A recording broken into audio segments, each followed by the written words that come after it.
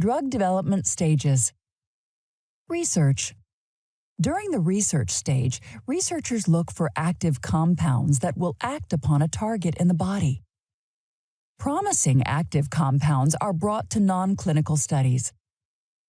Non-clinical laboratory studies are performed in laboratories to determine the safety and integrity of an active compound before it can be tested on humans.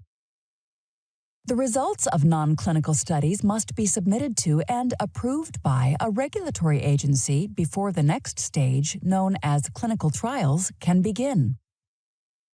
Clinical trials. A clinical trial is a research study that assesses the safety and effectiveness of a new drug product for human use. Regulatory approval.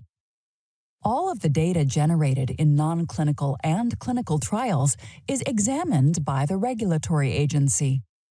If the agency is satisfied that the proposed drug product meets all of the required criteria, it will approve it. If not, it will reject it.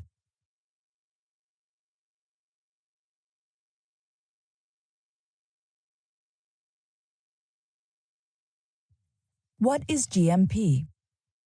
Once a new product is approved by a regulatory agency for sale or use in a clinical trial, it must be manufactured according to Good Manufacturing Practice, or GMP for short. The FDA Act currently requires all drugs to be manufactured, processed, packaged, and held in accordance with GMP. The Act covers the manufacture of active pharmaceutical ingredients, or APIs, as well as the manufacture of finished drug products.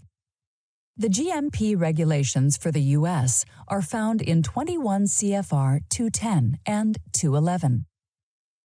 GMP guidelines for active pharmaceutical ingredients are found in ICH Q7A.